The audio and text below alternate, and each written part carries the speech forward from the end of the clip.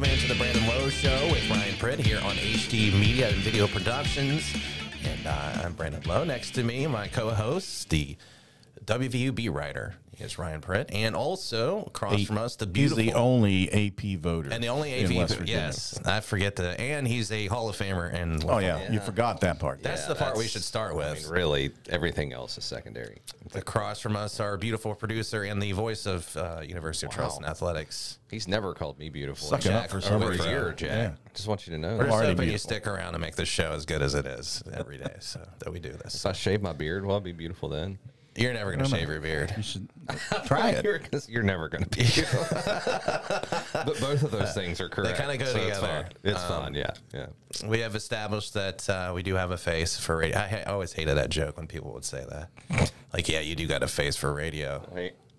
Did you just come up with that, bro? Yeah. Like I've never heard that one. I've never heard that one before. But yeah, it's good to be here, man. 23rd of May. It is Monday. It is rainy and cold outside. I thought it was gonna be warmer. I was wearing shorts today. I wore a polo today because my daughter had awards at her school. So I was gonna say, I was forced to do that again. Yeah, I was forced to dress up. My wife goes, "Are you gonna dress presentable tomorrow?" I was like, "Explain presentable." You're not a suit and tie guy? No. To me, that just sounds like, are you going to dress like you dress every day or no? Pretty much, yeah. Are you going to wear one of those shirts with, stuff on it? So, yeah. So I had to wear a polo, and I had to look like I had a job. I had shorts on, and then I took one step out on the front porch and turned around. Changed. Went jeans. Well, it's gotten colder outside. It started out kind of warm, and then now the rain, and it's just... Well, it's 100 degrees on Saturday, so... Yeah. Dude, the brutal last 2 days. Makes sense. Yesterday was kind of nice. It was nice. But, man, yesterday was good. Damn, Friday and Saturday was like 100 degrees. Yeah, and this is out of nowhere. It's like 79, 95, 95, 73. Like, yeah. Okay. Thanks, Mother Nature. And now we're 58, I think, outside right now. So. Like, wait, there's a track meet? Okay. Time to cook, everybody. Let's go. No shade. Okay, come on. Right. Cool. All right, so we got, we think 2 guests. We got one confirmed. We're waiting on the other guest. Kennedy Dean, senior catcher with Winfield softball squad. Entering the state tournament there, knocked off Scott recently, right? The regionals. Yep, back-to-back close games. Back-to-back wins there. Last one, I think, was 6-4. Yep. First one was 4-2. Yeah, 5 players had a couple RBIs, right? Yeah, they're cooking. They also won 4 games in 4 days in the sectionals and won the sectional title there. 5 in a row, yeah. Against 2 really good squads too, at Nitro and System Build. So. Yeah, we'll be excited to talk to her. Yeah, state tournament starts Wednesday, as Jack told me. I'll keep wanting to say tomorrow. It's not. It's Wednesday. I don't know why. I'd be nervous. Gave Jack a heart attack. Well, we got equipment being delivered. If I go up there tomorrow, I'm going to be so pissed off. Like, you see me rolling in at 9 o'clock. All right. Nobody here. Nobody there. Boy, parking's easier to find. I'll tell you who's going to be there, though. But you? There'll be people there. Yeah, there will be. Yeah. Well, I think we're going to be there tomorrow afternoon. Later right? on. Yeah. You guys are going to be doing a preview, right? Coming up for HD? Yeah. We're going to get Grant on there. So I think Jack's going to put me off screen to the right, just like Grant in the picture, and then you'll just hear my voice. Yeah. You can mime it. Yes, that's one thing we got. Also tonight, the release of the Alkanah Valley softball team, so be on the lookout for that too. Nice. How did the photo shoot go? Didn't you have to go to that, the Alkanah? They just had you kind of stand there? Yeah, it was really important that I was there. Did you just stand there while they were doing it? Yeah. It went exactly how Ryan thought it was going to go. You weren't in the photo? It's always good to go and talk to some people that, you like to talk to, but otherwise there was no reason. Why were you not in the photo? Because I'm not beautiful, Jack. I don't know if you heard the first 5 minutes of the show. That's why my little X tomorrow at our video shoot's going to be like in right field. Grant's going to be on home plate. It'll say Ryan Pritt on the phone. Call in from right field. That's hilarious. We got Ryan Pritt, our co-host of this preview. You'll have Brandon, on the phone. Brandon will walk by the fence and something not presentable. Yeah, exactly. We'll just be out there. That's great, man. So you guys are going to be out there doing that, getting folks ready for the softball tournament, which is great. And, yeah, man. Ready to go. It'll be a fun couple days. So it's been 19 years since Winfield's been to the state tournament. Yes. I didn't know that. So Wow. a really fun stat, Kennedy Dean, born in the same year Winfield last made the state tournament, which was also the same year I graduated high school. Oh, okay. So when I she followed said you a year later. Yeah, she said, I can't believe that, I was born in that year. And I'm like, I graduated that year. graduated high school that year, but thank you. There are those moments where you realize, man, I'm old. Like they just hit you. I'm trying to do quick math. 2003. Yeah. Okay. How old were you? 42.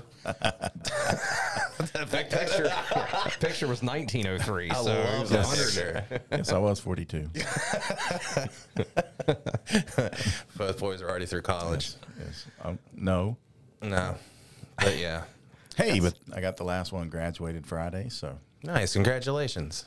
Yesterday was a big day for sports, by the way. I had a lot of things going yesterday. Yeah. Jack can take one.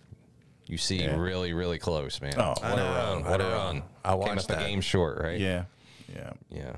Beat by East Stroudsburg, 6-3 in the final. You had a lightning If delay necessary. in that, didn't it? Yeah, they had to throw that in. Of course. Wouldn't be a baseball tournament if you didn't have that. But rallied. Lost their first one, right? That's the first one to Millersville back on Thursday. Yeah. Can't remember what day it is, but and then fought back through, defeated Gannon, and then just a lap to Millersville again, like 17. 16 to 3, I think. Something like that, and then turned around yesterday and put 16 runs up on East Stroudsburg in the first game, and won that one. And then it was a close game, that second one, but they lost 6-3. Yeah. So a heck of a run by those guys. Ended up amazing. 40 wins on the season, so 40-18, I believe it was their final record, but almost had the 41 wins in one season is the season best. That was back in 2019 when they came one game away from going to the World Series under Andrew Wright. So, but they would have tied it yesterday if they won. But they got a lot of good kids coming back. So yeah, and a heck of a run. Anytime you lose that first one, you make it all the way back. Yeah. Sure. Yeah. It's a lot of fight and for a coach to be. I'm sure if you talked to Robbie today, he'd be disappointed but pretty proud of what that squad did this year. So yeah, I mean, it just shows how tough postseason play is, especially in college baseball. I mean, you're talking about a program 40-18. That's a hell of a record. And they had a battle back, and that shows how talented these schools are, man. Yeah. It's think brutal. about 58 games. That's starting the 1st of February. So, but that's college. That's college baseball, college softball. Yeah, I was going to say, speaking of 50 games, Virginia Tech softball played their 51st. Hurricane product Jamie Bailey. Home runs on consecutive days in the regional, including one in a elimination game against Kentucky yesterday as the Hokies win back-to-back games over the Cats, claim the region, and they're off to super regionals now. So last year I think they lost a super regional series to UCLA. So they're back on that doorstep again, but she's hitting 3 or 4 hole, one of the two, and is really making a name for herself, man. She's turning. I mean, it's just some kind of career she's had, and it's been this way since she was a freshman. I mean, her numbers are great, and I was sitting there last night and I was watching highlights and saw her go yard again, and I was trying to think, of the best softball exports this team's had, or this state has had. Yeah, and she's really on the shortest of. I mean, who are you putting up there with her? Zirkle, I guess. Is that it? I mean, the career she's putting together, and especially if they're able to sneak through super regionals this time around, and they've only lost 8 games, they're really good. She can get into that College World Series, which is just a step away now. Really, really, really impressive stuff, and a hell of a career she's put together, and we're going to try to get her on here sometime. Yeah, I'd love to have her on here. That'd be awesome. Yeah, so see her all the time back here in town working out.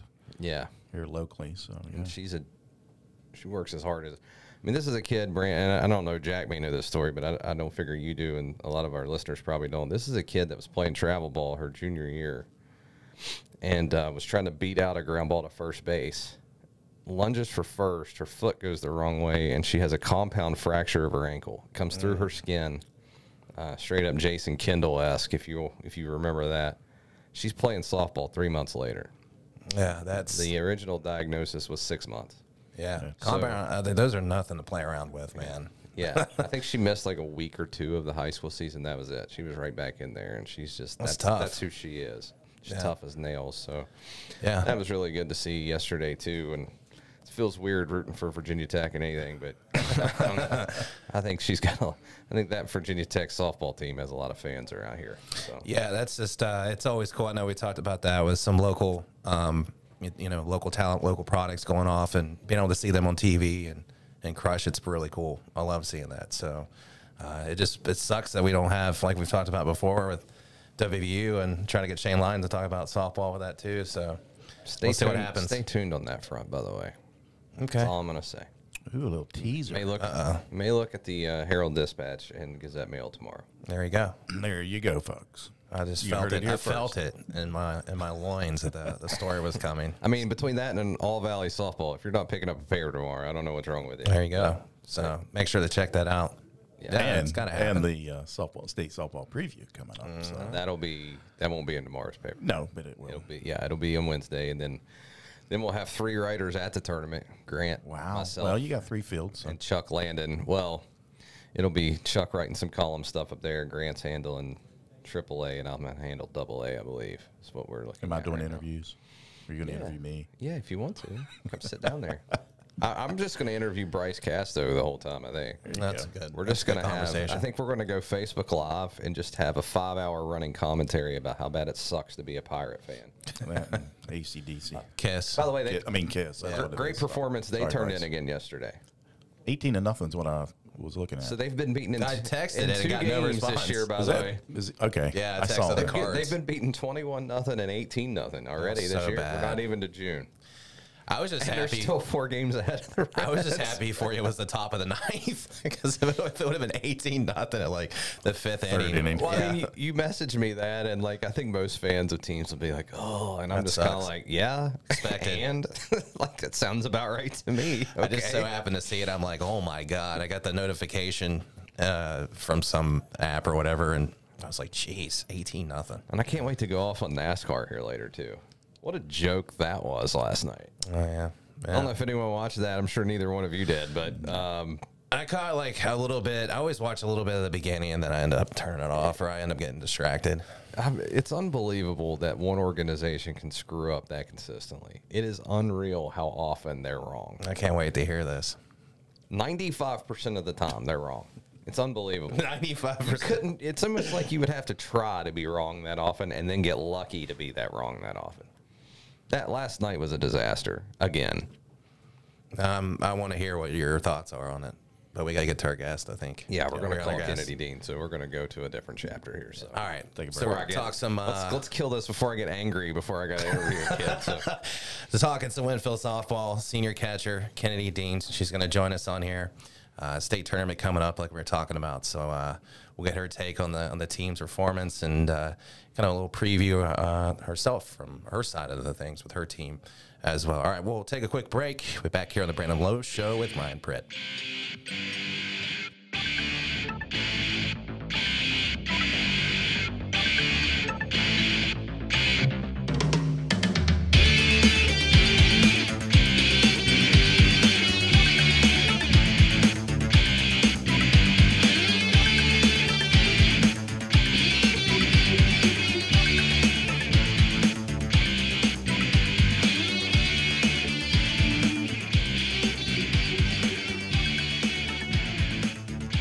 All right, guys, welcome back to the Brandon Lowe Show with Ryan Pritt, with the beautiful Jack Withrow sitting across from us, as Brandon said.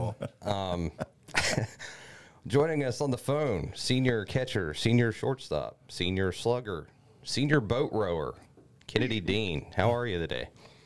Good. How are you guys? I'm good. I'm good. First thing, tell us a little bit about what row the boat means to you guys. So row the boat. So that started one day at the beginning of the season. We were all kind of huddled around, and Coach Hensley just kind of said, we're going to row the boat this year. We're all paddling in the same direction, and if somebody's not paddling or somebody's paddling the opposite direction, we can't get to where we're going. And so we just kind of hung on to that, and we just kind of thought it was funny at first, but then we kind of came together as a team and thought, you know what, Coach Hensley, that's a really good saying. We're going to kind of make that our thing this year is row the boat. So we've got some oars. I don't know if you've seen them or not, but they say Lady Jen's on them, and we take them everywhere with us, and we're constantly rowing the boat.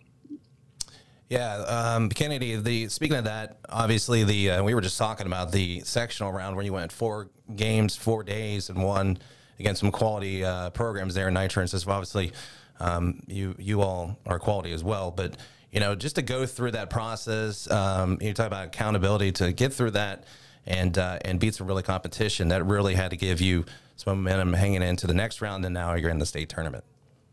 Yeah, definitely. I mean, I feel as we come from the hardest section in the state, no doubt. And those games were big wins for us. It gave our team a lot of confidence, and I'm really proud of the girls and our coaches on how we just kept roaming through that. It was definitely upstream the entire way, but we managed to find a way, just like we always do.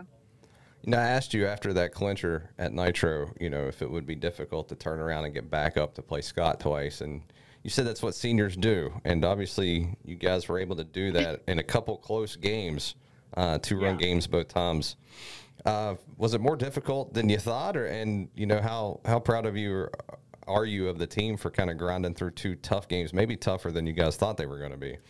Definitely, yeah. I told the girls these are going to be the 2 hardest games that we're going to play, and you know, we're coming off those big emotional wins, and it's hard sometimes for teams to kind of get grounded and say, all right, we got to put our head back down and we have to continue to play the game that we're playing. But I think we kind of started out flat against Scott both times, but everybody kind of came together and said, all right, we're the team to win this. We want to win this. We want this more. And everybody just collectively kind of said, let's continue to do what we've been doing all year, which is having quality at bats, the plate, airless defense. And, you know, everybody was focused and everybody wanted it just as much as the seniors did. So I'm just really proud of the girls for being able to stay focused through our region after those big wins. And we plan to continue to do that through the state tournament. So I'm excited to be able to help lead these girls, and I'm excited to see what they can do. Talking about that clincher, Macy Bogus on the mound. She was really big. Can you talk about how big she was clinching that game? You know, obviously the catcher going back and forth, but can you talk about the rhythm and what she did to clinch the series there? Yeah, absolutely. Yeah, she's been a workhorse for us here these past couple of games, and no discredit to our other pitchers. We've got 3 other pitchers that are just quality pitchers as well, but you know, Macy's kind of got the nod lately. She's just been on fire. You know, her and I work really well together, and thankfully we're both going to Youngstown State here soon. So she's just been great. Her pitches have been just on fire, and sometimes we haven't got the calls we've wanted, and she's really battled through that adversity and kind of said, you know what, I want to come out here and dominate, and that's exactly what she's done. She's just been absolutely flawless for us. When you guys step out on the field there Wednesday, you think it's going to be tough to kind of keep the nerves down? This is somewhere that none of you have been in your lifetime, as you reminded me at Nitro. So thank you for reminding me how old I am. But yeah, that was 19 years. Yeah, 03. Yes, I was going to bring that up. Yeah, I'm sure. I mean, pressure is a privilege for us. You know, I feel like a lot of people think we're not supposed to be in that state tournament. We weren't supposed to make it past Nitro, and we just continue to defy the odds. But once again, it's kind of the seniors' job to say, hey, we deserve to be here. We've worked hard. It's okay to be nervous, but, you know, once we step on the field, that we need to get zoned in and be ready. Some of the other teams like Oakland and Hoover have been there before. And, you know, Coach Hensley's told us we're playing with house money. So we're just going to lay it out on the line and see what happens. We're going to give it our all, and whatever happens, happens. You know, speaking of Coach Hensley, you know, one of the great guys in local prep sports, no doubt. But, you know, when those doors are closed and you're in practice, I've seen him get fiery with an umpire or two over the last 10 years. Do you guys see that side of him? Is he kind of a different guy when you guys are at practice? You know, yeah, Coach Hensley, he's always the first to, you know, tell us after we make a mistake that it's all right. But he's not afraid to jump on us, and that's every coach does that. He knows when the right time to jump on us is and when it's the right time to love us up a little bit. And when Coach Hensley gets upset with an umpire, it's something pretty bad. So when he gets upset, we get a little upset too, because, we don't see that side of Coach Hensley unless he needs to show it. So when he gets onto umpires, we kind of come together in our huddle and say, all right, Coach Hensley's fired up and we need to be too. We need to get behind our coach, and we need to show, that maybe wasn't the right call, but that's okay. We can get over it. We can battle through that adversity, and we can make him proud.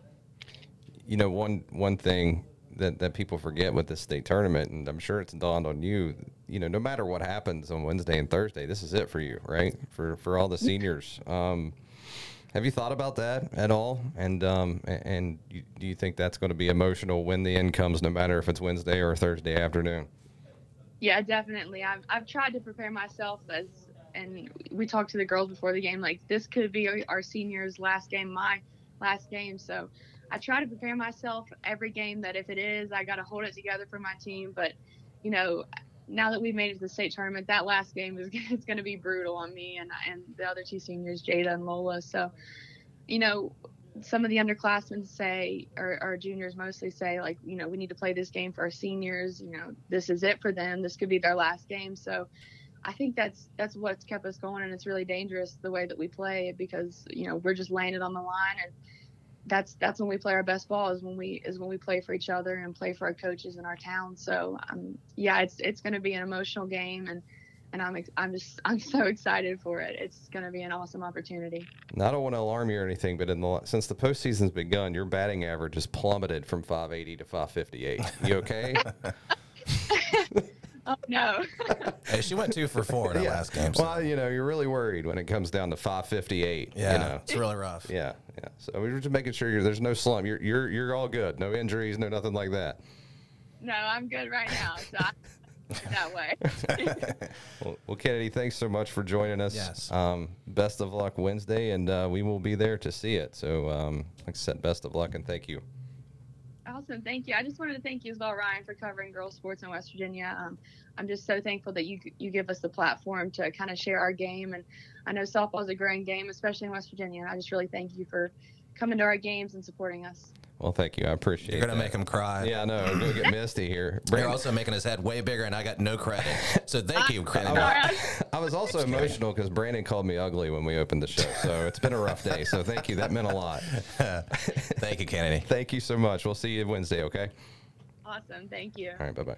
There we go. There she is. Good stuff. That's great. You deserve that, well, man. That's why I brought her on. I knew that. She would give you credit. We set that up before you. No, I'm just kidding. Not at all. No, she's great, man. She's a great interview for sure. I knew she would be good on this platform. So. With high school kids, you just never know what you're going to get when you interview them. You just don't. And a lot of them don't do interviews. So, a lot of them are shy, and they'll give you, there's little short answers. But she's very well spoken, so yeah, always really has good. been. Yeah, and I'm telling you, I didn't bring this up with her on air, but if the Kanawha Valley had a Hitter of the Year award, she'd probably win it. I mean, she's not a bad 558 with 14 doubles and 7 home runs. She leads the Kanawha Valley in RBIs and doubles. She's got 46 RBIs, and she's just been a machine in the middle of that lineup all year long. Lena Elkins, a pitcher of the year candidate. She gave up 1 home run this year. That was her. Yep. Yeah, and did you get any pointers from her? I may need some to take on Mathis. When are we doing that? We'll get to that. Let me get through this week, and we will get to that. I know you brought it up in our text, right? Yeah. When we're doing that, we got to see. Yeah, I'm not gonna let him forget this. No, I'm not forgetting. Trust me. I'm definitely gonna be there. We're gonna do a broadcast with it. That'd be great. Yeah. So Wednesday, Class AA, you got Oak Glen and Herbert Hoover at 9:45. Rematch of the state championship game last year. And then Shady Spring and Winfield 30 minutes after that one. Correct. So that ought to be a nice Class AA tournament right there.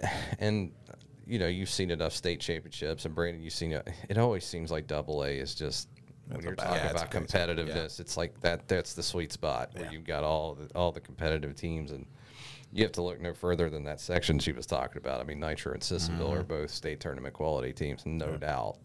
So all 4 of those teams had to work to get there. And, really, I was looking at that one and the AAA field. Now, single A, I don't know as much about. I know Wahama's back, and they're good, and they just beat a really good man team. But AA and AAA, wide open, I feel like. It's not, it's not like it's been. Of course, last year, I think St. Albans was probably the favorite, and then Midland got them. So it didn't really matter much. But, you know, that's probably a team we haven't given enough credit to. You know, St. Albans lost 6 seniors from that squad last year, and they're right back here. I'm not sure everyone thought they would be here, but here they are. So, and that, you know, you're talking about a team with some experience now at the state tournament level. You wonder, you know, Taven Stevenson, State Player of the Year, is back. She's still here. I think they're going to be tough. They're going to be a tough out this week, I think. It'll be fun. Yeah, so. I need to remind everybody that it'll be on video productions, Facebook and YouTube, also NFHS Network. But those 3 places you can watch all the games, the entire tournament. Because, of course, this tournament, you got games going on at the same time on all 3 fields. Right. So this is great that you can go back and watch. Right. Because there's going to be some good games. If you're there's going to be some good games you're going to miss. Yeah. That's, you know, like Ryan said, when you get into AA and, you know, you see it even in football, basketball, and stuff like that. I mean, it gets crazy. But that's great competition up there. Yeah, and, you know, Hoover's just they're searching for some history, and you know this will be their 5th in a row. That would tie the longest streak ever. It'd be a 3-way tie. Buffalo did it, and Hurricane did it. Yeah, and I just love, you know, there's certain things I love about certain coaches, and I asked Missy Smith, I'm like, hey, does 5 in a row mean anything to you? Because a lot of coaches, you know, they're going to give you the. She said it means everything. Yeah, I mean, when I talked to her, you know, that was what we talked about. Was like, you have potential of history here. And, you know, obviously, and I think, you know, that question I asked her at the end where I said, you know, outside of, and I like to ask coaches that, as far as outside of like championships and stuff, like what makes you feel accomplished as a coach? And she gave a really good answer. Obviously, she said, I love to win championships, but she talked about, you know, the girls and, you know, being a mentor and just being around that. And that's really cool. I like that too.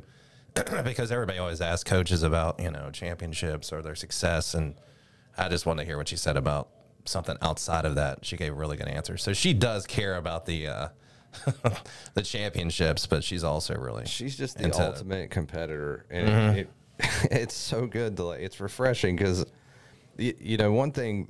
She still holds a grudge against me because she thinks I underrated Delaney Buckner. Oh, yeah. I remember you from talking like about 3 years ago. Yeah. So I asked her, you know, this week because I do feel that myself and probably some, but mostly me, I'm mostly pointing myself, probably have undervalued what Grayson Buckner's done at Hoover. She just doesn't have the same stats that Delaney did. She doesn't strike out as many hitters. So you tend to forget that she's over here going 19-2 every year, and she's got 3 state titles or 2 and going for a 3rd here too. And I asked Missy, I'm like, you know, have we underrated Grayson Buckner? And she said 1,000%, but you underrated Delaney too, so it doesn't surprise me. I'm like, oh. For a minute, I'm kind of taken aback. No, they don't forget. But then I'm like, you know what? I really appreciate that. Like, that's great. That's just like, that's who she is. She's like, honest for sure. And maybe she's right. Maybe we did. I don't know. But, and if she does listen to this, just know, Missy, I think Delaney's probably the best pitcher I covered for her career. I mean, I think she's great, but I was able to do a story on Grayson last week, and what a great kid she was to talk to as well. So there's a bunch of them that are going to end careers next week, and she's one of them too. She's a senior as well. So yeah, all the more reason to come out, get a parking spot early, right? Yeah, for sure. Yeah, and starting early there too. Out. So.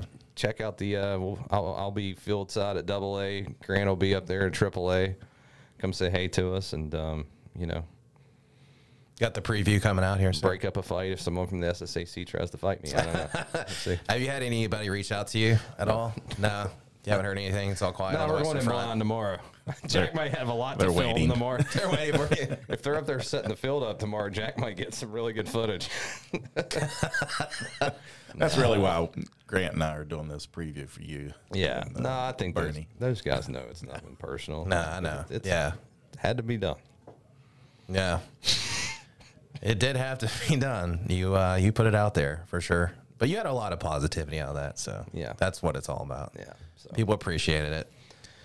Yep. So, you want to go to break and come back in here? Yeah, we can take a break. I'm not sure. We may have one more guest, but we're waiting. I told him 12:30, but I still haven't heard anything. So okay. If not, we've got plenty to talk about when I come back in, including how bad NASCAR sucked yesterday. Okay. If you want to do that. Yeah, and I did something this weekend I've never done before, so it's not going to be as... say that earlier. It's not going to be... Who cares about NASCAR at a time like this? It's nothing crazy. It's just something I found funny. This is the kind of things that this show is built on, Brandon. Yeah, well, tell that when we get back. Let's go. All right, we'll be back here on the Brandon Lowe Show with Ryan Pritt. Stick around.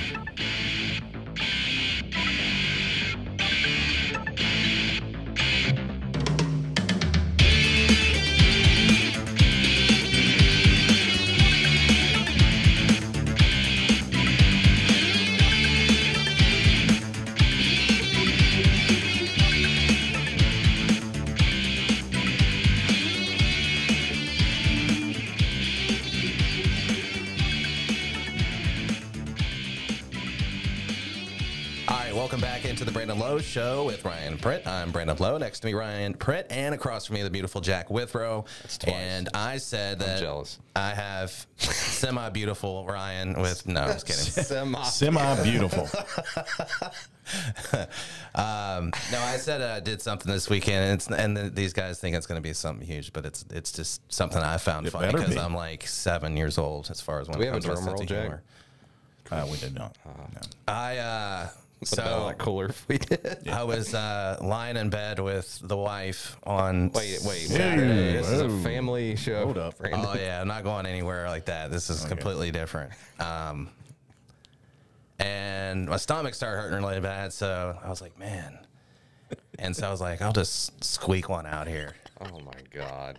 Again, family show. And I let out like, a pretty good sized fart. Really? And no, this is the kicker. So I thought my wife heard it, but she didn't hear it, and she just was asleep. Then, like 2 minutes later, she wakes up. Our dog sleeps up in the room on a bed over here, and she wakes up out of a cold sleep, and she's like, "Did the dog poop on the floor?" And she looks over there. Yes. And I'm like, "No, that was just me." So there you go. Well, you had an opportunity I woke her up out of to a blame dead it on the sleep. dog. Yeah, but I woke her. I was proud Dog's of not it. going to know. I woke her up out of a dead sleep just by the smell, not the sound of it. That's an was accomplishment. the story we were waiting on. This was it. That's it. Something we're going to have to cut from the show. I told you. I told you. I was pretty proud of it. I'm not sure HD Media is going to want to put this out on socials. What are you talking about? We're telling fart stories on the air. Oh, we've said worse on radio. So that's all right. I did something much worse this weekend than a Worse fart. than that? Than a fart, yeah. Okay. I mean, I woke her up out of a cold sleep. That's pretty impressive. For the first That is time, impressive. for the first time in probably 6 years, I watched an NBA basketball game this week. Oh my goodness! Now you're. Yeah. Yeah, I watched some playoffs this weekend too. I watched Celtics Heat Game 3 Saturday night. Yeah, I didn't watch This that. is what I've been missing, huh? I watched Mavs and Warriors. So I flipped You it watched over. the whole entire game. Nah, okay. In fairness, I flipped it over early second quarter, and the Heat were already up like 20 or whatever. Yeah, they destroyed the Celtics. Now, the first thing I see is a Boston Celtics guy who I've been told since is like a top 5 player in the league, Jason Tatum. Never heard of him, never watched him. Yeah, played at Duke. The very first possession, he takes 6 steps into a defender, and the walk is called. He took 6 steps? Yeah, and I'm like, okay, so what are we, like, why am I watching this again? But I persevered because, I've heard some good things. I listen to Bill Simmons a lot, obviously, and that's all they talk about. It's a lot of NBA. Yeah. And it's really weird because the podcast he does with Rosillo is more entertaining than the actual games they're talking about. But I did watch. And the Heat registered a big win, obviously, and it got close late. They were up like $100 million in the first half. I don't know. There's something missing. Like if you watched an NBA game, either one of you will, even in the playoffs, part of it, you know what part of it is? I hate that they play music and sound effects while a team has the ball. Yeah.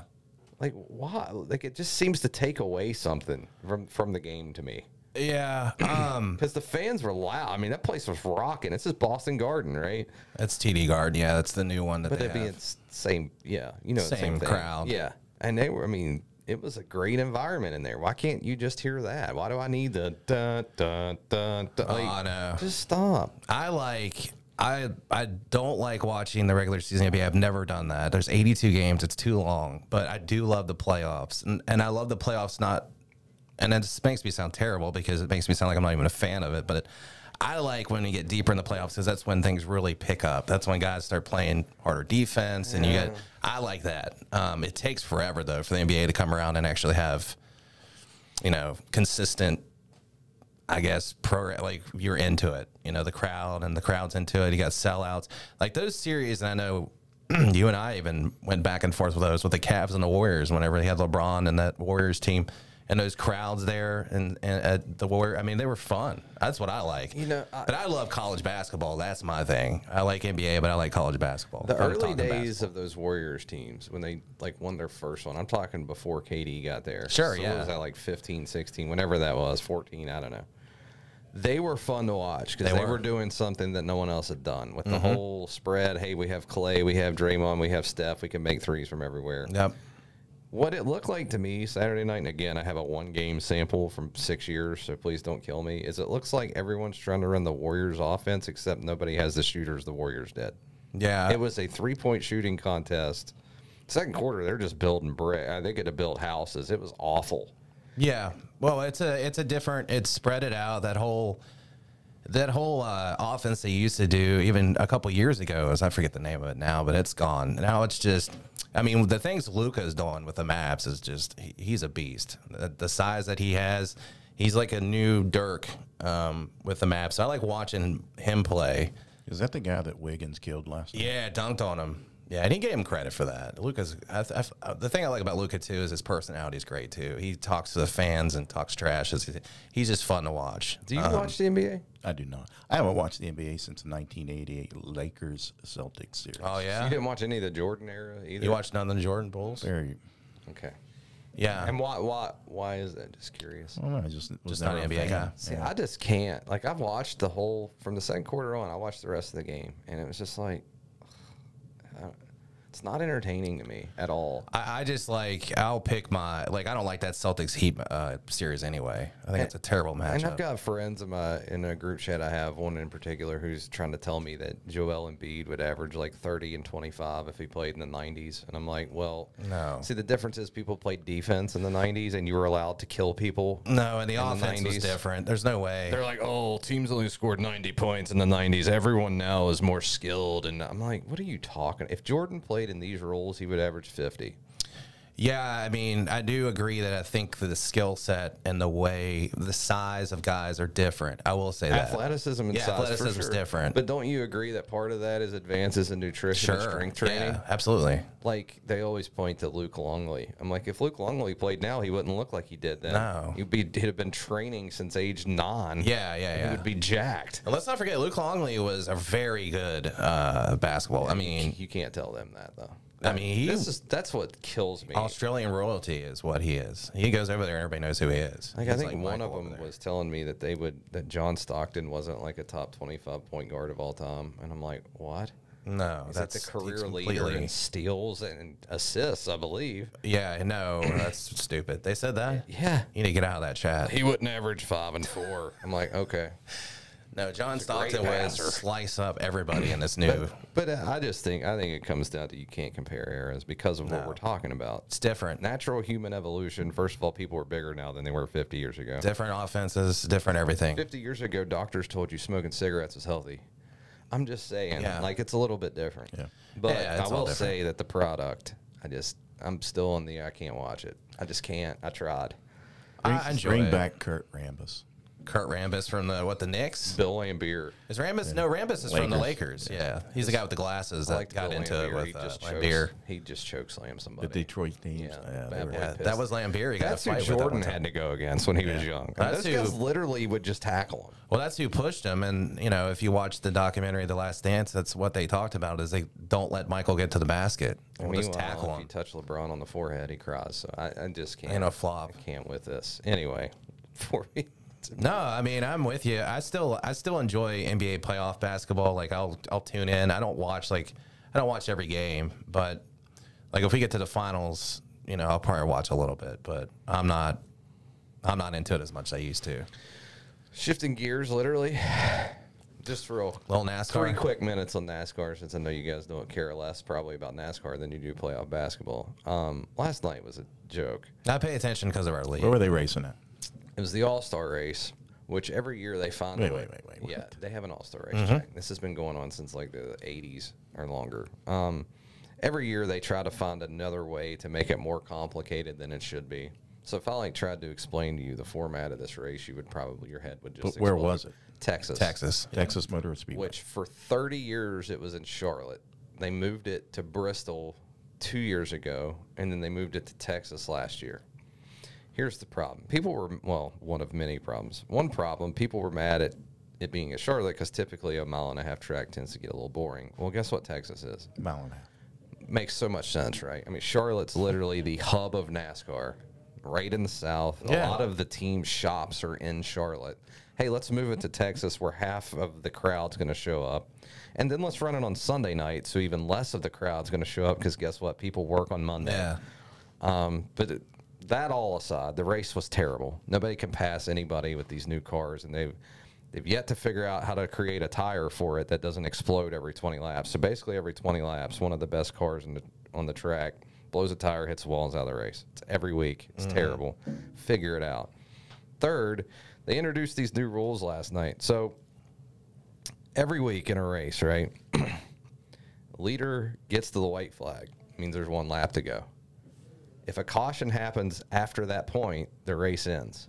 So whoever's leading, as long as he gets to the white flag, done. For whatever reason, last night in the All-Star race, they decide, you know what, we're going to make it to where the race has to end under green flag. Why, I don't know. But here's what happens. Ryan Blaney is dominating this thing. He's up by like 3 seconds. No one's even close to him. Takes the white flag. Comes around, you know, he's doing his deal. He's driving. Comes out of turn 4. And as he's coming out of turn 4, Ricky Stenhouse, who's still on the backstretch, hits the wall.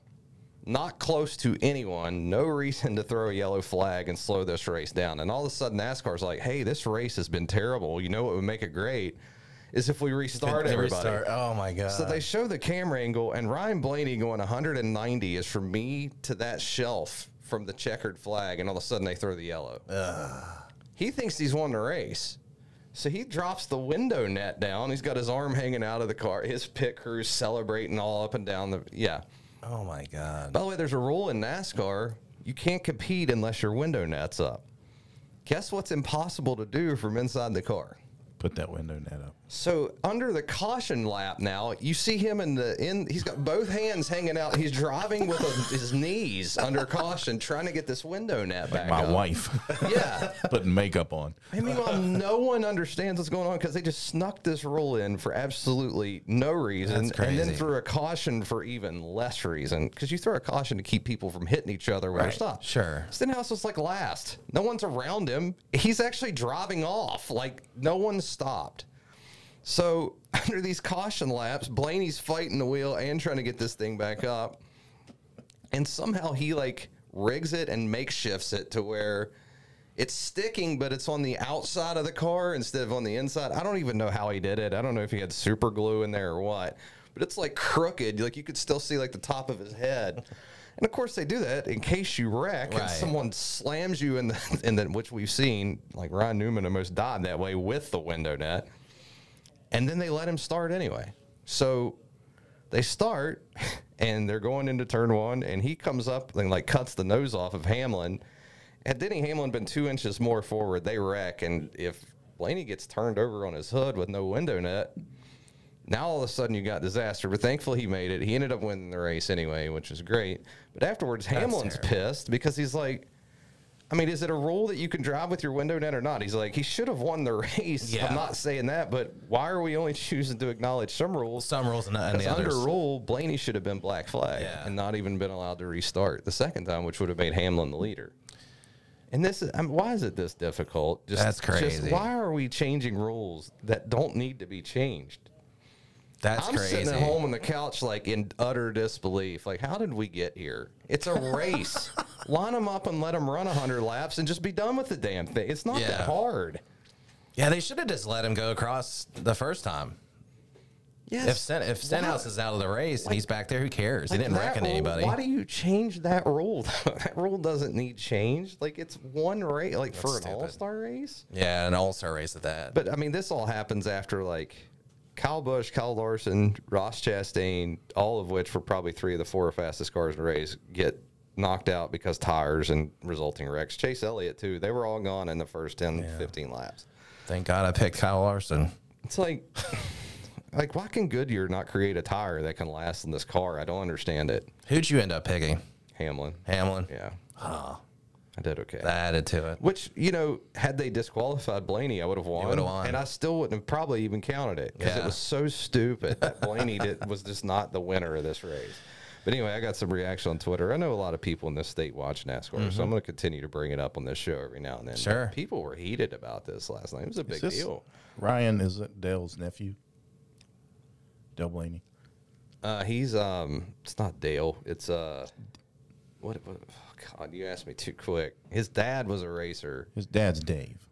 Dave Blaney, yes. Dave's brother is Dale Blaney that played basketball at WU. Okay, yeah. Oh, okay. Yeah, so yeah, Dave Blaney is his father, yeah. Okay, so but he's his nephew. Okay. Yeah, and Dave was a great, I think most of Dave's success, he drove in NASCAR. He had a lot of like dirt track and late models, except Blaney's a really, I mean, he's a threat to win a title at the highest level right now. He's a good They're from driver. Ohio, I believe. Yeah, so, but happy for him that ended up the right way, even if it broke a rule. And Hamlin, and that's the thing, Hamlin gets so much hell from NASCAR fans, but most of the time he's right. And he was right last night. Like, it's not what anyone wanted to see. And he even said, he's like, he should have won the race. The race is over, but he didn't. And then they broke a rule to let him win the race. Well, and oh, by the way, if I wreck him, he might die. That's what I was about to say. The craziest part about all of that is you throw the flag. You throw this flag out right before he's about to go across the finish line for Stenhouse, who has nothing's going on with that. They could have just let it happen. Then you restart the race.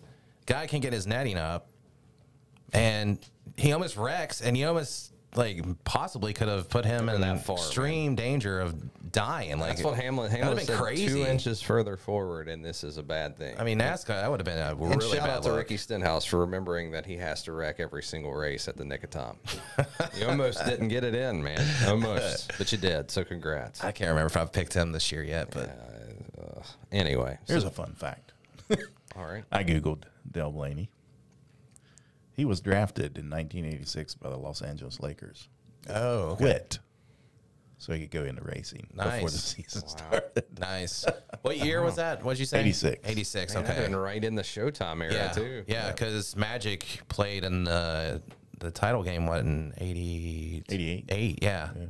And again in 91 when the Bulls started. No, I meant he played in the college national championship, too. Oh, that was, 80. yeah. That was 79. 79, yeah. 78, 79. 79 when him and Bird, Bird. Indiana State. Yeah. 79, so. He was at Michigan State. But yeah, 88, 90, yeah, that'd be the Showtime. It's a fascinating little family story there from the Blaneys, though. Yeah. We need to reach out and get one of them on. I knew Dale Blaney that played at WU was into racing. Yeah. And so Dave is the one that... Dave's Dale's brother, which is Ryan's dad. Okay. So There's Dale... and see, there's a lot of his local uncle. NASCAR ties, like, golfer Davey Jude from down Kermit. His dad was a Xfinity driver. Really? He drove on the, I guess back then it was the... I don't know. It's been called 18 different things, kind of like the web.com tour, but whatever it was called. But the Bush series, I believe, was what it was called in the 80s, because now we're not allowed to talk about beer or cigarettes, but they still exist. It was the Bush series. You had the Winston Cup and the Bush series. Yeah. That's the way it ought to be, damn it. That is. Not that I'm advocating you. Smoke 800 packs of Marlboros and get a... I mean, seriously, though, guys, have you ever heard of one human being on this planet that was like, I've been addicted to cigarettes for 20 years, and I really blame NASCAR. Because if it wouldn't have been called the Winston Cup, I'd have never known what a cigarette was. Like, has there ever been a human being that said this? No, and I think just a side, a little sidebar here, when I worked at a gas station, you could there was a stereotypical person that would come in and buy certain cigarettes, and Winston was that blue collar dude. Winston Reds. Coming in, get Cowboy Killers, Marlboro Reds. But you knew who it was. You knew what cigarette they're gonna get. You could almost guess. Even on the video game. I already got you, Bob. Yeah, I got you. Like the video game, right? Like for the longest time, the 2-car was always a Miller Lite car, and this goes back to like the 80s when Rusty Wallace. Oh yeah. And every video game that get released, they would like blur out. they'd do the logo, but instead of like Miller Lite, it would say Rusty. Like, Nice. in case some 8-year-old was playing a Nice. you know what I'm going to do today? I'm going to go drink a Miller Lite. Just why? Because I just played this video game. Like, what? Do you think they did that too, so they didn't have to pay them money? Have you noticed, by the Probably way, could have done that too. that when you see like a TV 14 or TV MA, it'll say like nudity, violence, smoking. I haven't seen that. Smoking Yeah, smoking cigarettes is in the helps rating. determine a TV rating now. I didn't know that. Wow. I didn't know that.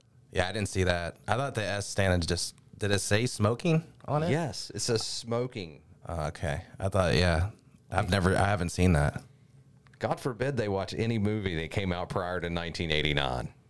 Oh yeah, I smoking went all the back time. and watched some of those, and dude, it's amazing how much cigarette smoking. Go was watch happening. Casino. You don't want to smoke even if you're not a And that's smoker. even after 89. That's like 95, right? I mean, he there's not one scene he doesn't have a cigarette in his hand. Robert De Niro's character. I like a good movie smoking scene. Me too. I'm good. I like it when it's on like an airplane or in a hospital, and you're just like, wow, people actually used to do that. Yeah, that's actually In a restaurant. That's actually my one kind of trigger with cigarettes now, where I've quit for so long, is watching it on screen in a movie. Oh, so that makes you want one. Yeah, because I'll see it and I'm like, man, that looks so relaxed. That's a cool scene. The good thing is that in case you ever want to watch a TV show now, you'll know ahead of time, so you don't have to watch it. I'll say smoking. Turn the Can't channel. watch that one. Yeah. No, sometimes I'll do that. I'm like, man, that looks good right now. I'd like to, but obviously I don't do it. But I do that sometimes. I don't know why. There's just not drinking, not being around other people smoking. So I haven't had a cigar in 51 days. I was going to ask you about that. For some reason, it hit me the other day to ask you because I haven't seen you smoke them. Yeah, 50, That's good. 51 days. That's Pretty happy good. about it. So I'm sure your mom's happy about that. Wasn't she on you all the time about it? He's addicted to seeds Try that. now, but Well, I'm telling you what, I was for like 2 weeks. And then I bought a bag and I looked at the sodium on the back and I haven't touched it. it's rough. It's like 500% of your day. I'm like, Yeah. I'm going to have a heart attack quicker this way. So I had to put those down too. And now I just chew gum until my teeth hurt. They're actually really hard on your digestive system too. Yeah. So it's just tearing you up inside. Yeah. So But they're so addictive though. they are. Oh my God. No. I love being Especially outside all the in a lawn flavors. chair, man. It's, yeah. And I miss that. I miss a lot of things. so you're not going to have seeds up there on Wednesday and Thursday. No, I don't want to spit them all over Bryce Castro's feet anyway. He deserves better than that. But, one last thing here before we wrap Sure. this baby up. I don't Yeah. know what else we could get to that we haven't gotten to already. Justin Thomas at the PGA yesterday. Oh yeah. And I didn't get to see it. I got home right as the last playoff hole was ending. I watched all day Saturday, though, before the aforementioned Celtics Heat fiasco. But always, I don't know if you guys did you guys watch the PGA yesterday? Yeah, I did. Always tough to see a guy double bogey the last hole. Yeah. And just miss. Crap the bed. And he had held that lead since I was watching it on Saturday through 3-4 rounds and had played so well out of nowhere. No one knows who this guy is. And that's so tough. That's the first thing I come out of that tournament as, just, thoughts to Mito Pereira. I know he won a bunch of money, but I'm sure none of that mattered today or yesterday. So I hope he can recover from that, because he really played. I watched that. Yeah, that was terrible. Hell of a 71 holes, and then What was the guy over in the British Van de Velde? it wasn't that bad. That guy made like a Yeah. 11 on a hole. He had like a 5-shot lead. That It was on hole That's 18. That's the gold standard of holy hell. Did that Is that really his just name? happen? apart, yeah. Van de Velde? Jean Van de Velde. Yeah. No, it just shows too, like how damn good the competition for you to just double bogey and all of a sudden you're done. I mean, Adam Scott, I remember, had a 3-shot lead at the British. I don't know, this was like 15, 16, and bogeyed the last 4 holes, and Ernie Els won. Yeah. Won probably way later in his career than he should have. I mean, Justin Thomas was down by 7 to start the day. shots to start the day. And that golf course tore him up. I mean, they got all that wind. You talk about weather changes. The heat index was 100 on Friday, and it was 52 on Saturday. Yeah. They all had like ski masks on. Yeah. You had the wind going 25, and I'm like, oh my God. It's a completely different golf course. Like every day they played it. I mean, and Justin Thomas earned it. All credit to him. And then outlasted Will Zalatoris in a playoff. And by the way, Will's going to get one. It's just a matter of time. Yeah. Knocking on the door every time. So, but yeah, man, that's just, I saw that at the West Virginia Amateur in 19. Cam Rome had a one-shot lead stepping onto the 18th tee box, and he was a guy that before then, you had probably heard of, but had never really won anything of that caliber on the WGA, and he double bogeys 18 to fall out of a 3-player playoff, and obviously that is a way smaller scale than the PGA Championship. But I remember Cam, I mean, I had to wait like 25, 30 minutes to even talk to the guy. He was inconsolable. Oh, so yeah. I can't even imagine blowing, the PGA Championship and then having to turn around and give interviews. I mean, that's just brutal, man. You hate to see it go like that. It's just tough. I don't think anyone wants to see that. He tied the largest final round comeback. Justin Thomas did. Yeah. Yeah, and it helps when the golf course is killing everybody. He shot like a 3 under, which might as well have been 12 under the way the course is kicking everyone else's ass. So, yeah, he got a little help, that's for sure. Yeah. But yeah, that's crazy. But for him to, 3 under on that golf course in those conditions was a hell of a round, good, too. Yes. So, good for JT. It had been a while. Speaking of someone who had knocked on the door, and I can't remember when he won his other one. I think his other one is a PGA too. I think he's got 2 of them. He's got 2 of them now. Yep. And it had been a while, so good for him. And we'll look forward to the U.S. Open now. Right? Yep. That's gonna. I mean, it's tough to beat major golf, man. I know that's what. So good. That's what I love it, man. Especially this Sunday going in. Especially got a nice little. I love it when you got a tight, obviously a tight race there at the top, like where you have like maybe 3, even 4 golfers that are just right there neck and neck, whether it's Masters or whatever it is, and then you see somebody just come out of that top 4, that top 5 underneath there, just sneak up and then take the victory. And there for a while, it looked like it was going to be a runaway. Like Pereira had him covered Saturday, and then it was just slowly tighten up. Yeah. And all that happened while Grant and I were playing in a scramble yesterday. So. How'd that go? Pretty good. We finished 11 under as a team. We may have used 5 of my shots all day. I don't know. 2 guys. A little 4-man or what? Yeah. What was the winning score? I think it was like 16. So I think we finished top 5. The 2 guys that Grant brought in were pretty good. Solid. Yeah. Where'd you play at? Diamond Links, Catlettsburg, Kentucky. Oh, okay. What a unique golf course that place is, by the way. Is that the first time you've played it? No, I played it once a while back, but it was one of those where it's definitely a local knowledge course. Most of your tee shots are blind, and I can't hit what I'm looking at half the time, much less being blind and not be able to see what I'm trying to hit. So, not making excuses for myself. I'm not very good either. So you're like, where's the hole? But no, it was a great time, great event. That was the Paul Blazer football scramble. So everybody, good event for them. Had a heck of a turnout. That's a cool fan base down there, and cool program, cool stadium. Yeah, it is. So it was good to get down there and play a little bit at a unique golf course, obviously, and have a little fun, man. This time of year, it's needed. So yeah, for sure. Got a 1-day break, and now we're back in it today, and we'll go through the end of next week, right? State baseball and baseball regionals today.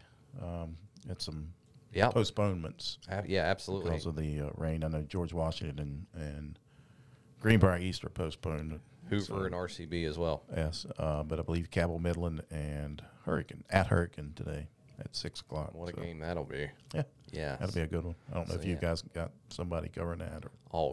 We will have you covered at HD Media for all your baseball regional needs. And sorry, we should probably bring that up a little more often, but it's just not what I do. And I know that I don't know, you probably see some high school baseball a little bit, but you probably don't. So it's.